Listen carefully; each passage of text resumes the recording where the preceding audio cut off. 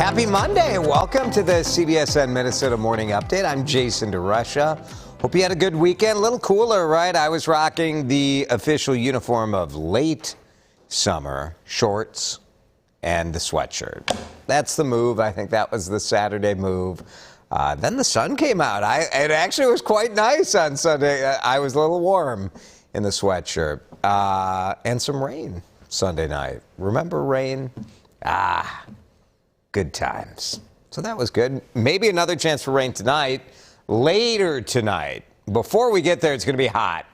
88 degrees, the high, around 4, blazing sun. A little bit humid. It's not that bad right now, but as the night goes on, it will start to get a little more muggy. And that's when there's a chance for a pop-up shower.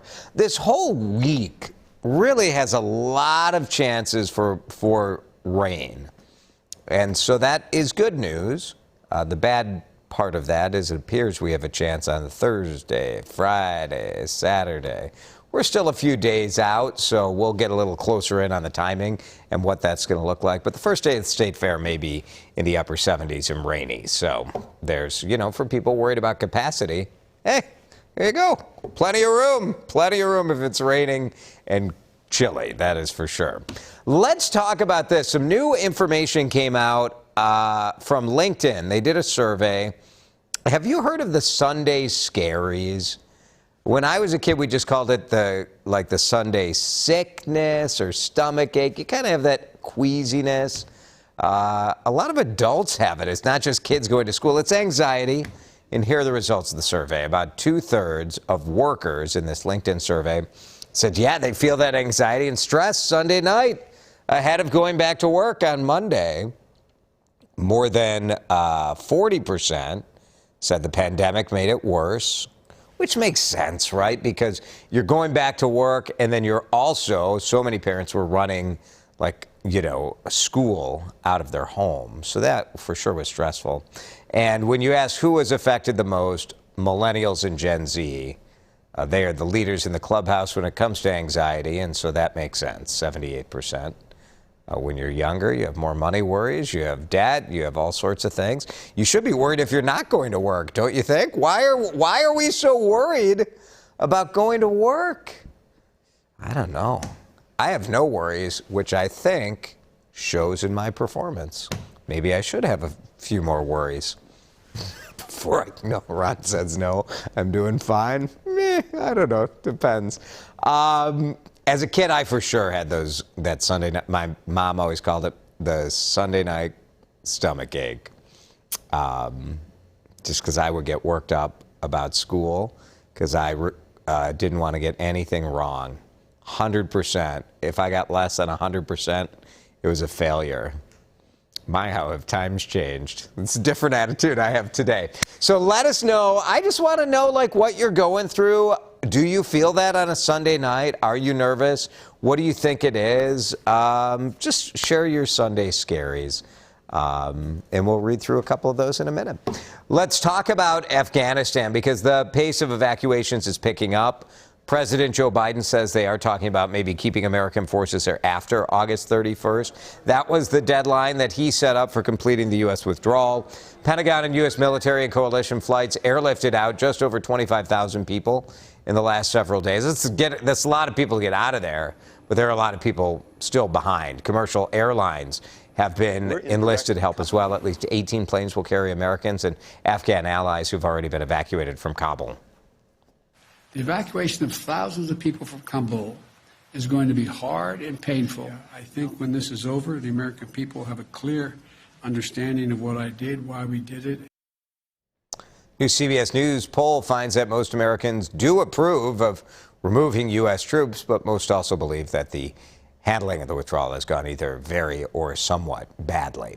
Top doctor when it comes to COVID-19 for a central Minnesota healthcare system says their ICU is essentially full. Centricare is based in St. Cloud, currently using 10 extra beds for overflow. They are saying 90% of their COVID patients are unvaccinated. Health Partners saying 98% in their hospitals are people who have not been vaccinated. So there's been so much talk about Delta variant and more spread, and should you be concerned if you're vaccinated? The hospital systems are saying the people who are in the hospital and in the ICU are overwhelmingly people who are not vaccinated.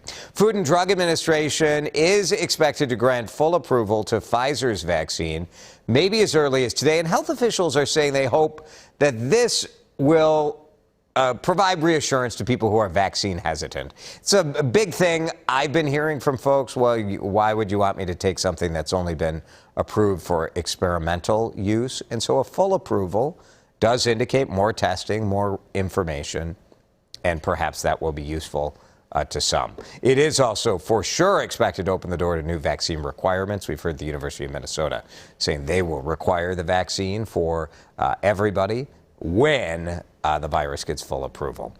Henri is now a tropical depression, made landfall in the Northeast this weekend. Heavy rains and winds stretch from New England down to New York and New Jersey, kind of just is hanging out over there, moving very, very slowly. So it's been swamping roads, flooding homes, toppling trees, power out for thousands.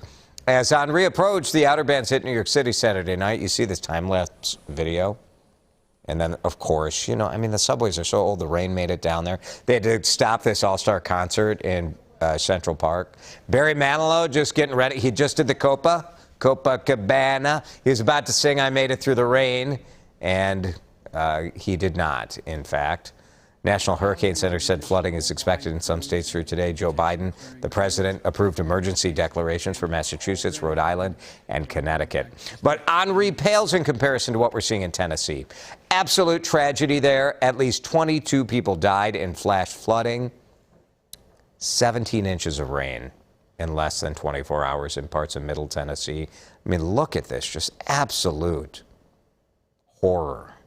Record-setting rain caused flash flooding, swept away homes. About 75 miles west of Nashville in Waverly County, the sheriff saying 22 people died, 40 still missing. The victims range from young children to the elderly. Let's talk about the wildfires. We're really keeping a close eye on this in northern Minnesota.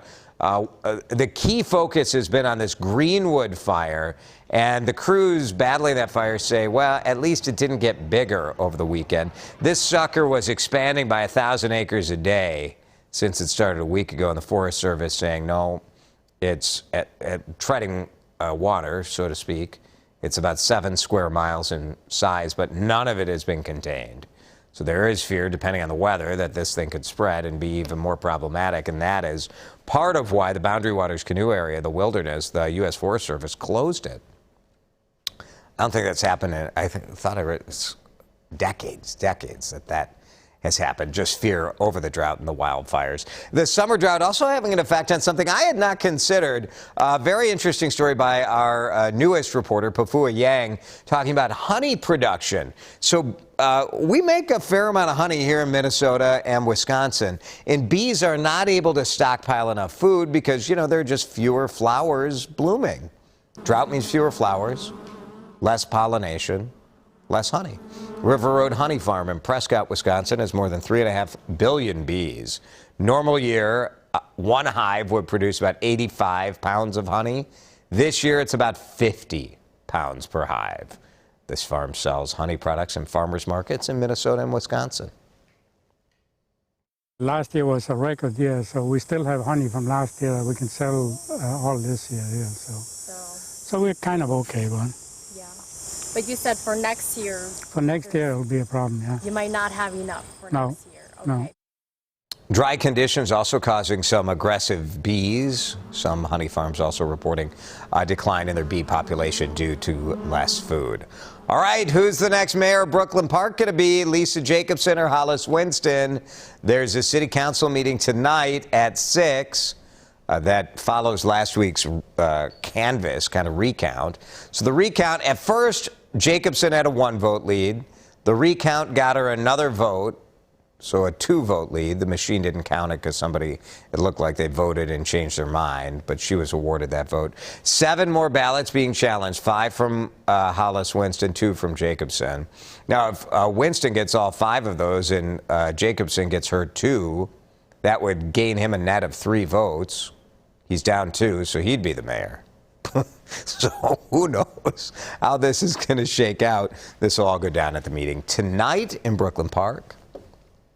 Results will be certified after that, and the new mayor will be sworn in pretty shortly after that because the current mayor stepped down. He was elected to the county board. Second half of the popular singing group, the Everly Brothers, has died. Never knew what I missed till I kissed ya. I kissed ya. Oh yeah. Don Everly and his brother Phil formed the group in the 1950s. Phil died in 2014, and Don died over the weekend. All right, Till I Kissed Ya, great song.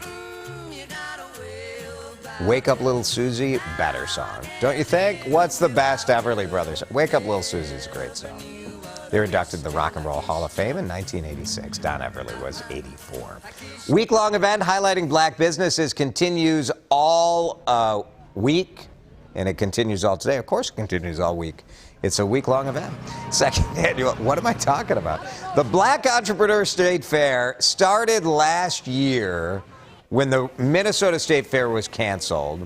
It was two things. One, a response to kind of the racial awakening that came after the murder of George Floyd, but also in a way a statement of saying, you know what, it's pretty hard for a black-owned business to get into the Minnesota State Fair. So they're doing it, and they say this year it's bigger than ever. A lot of small black businesses are very underinvested. Unfortunately, it's always been that way, and there's such a large gap, economic gap, that we need to bridge, and this right here is what is helping it. Pretty cool. So it's at Chicago and Lake Street. It's right by the Midtown Global Market. Opens at 11 o'clock every day. Goes till 8 at night, and it's at running through Saturday. So check it out. This story is going to warm your heart. Trip back in time for a Minnesota World War II veteran. He got the chance to fly high just like his days in the service. Well, without like the oncoming fire. You know, no one was shooting at him. So that's good. 93-year-old Quentin Benston is resident at the landmark of Fridley Senior Living. He's a Navy and Army veteran. Yesterday, he got a police escort to the airport in Crystal. He got to take flight in this beautiful open cockpit plane. There's an organization called Dream Flights that made this happen. I've flown all over Europe in an airplane, taking pictures. Just honoring him for what he did for our country. We are who we are today because of his service.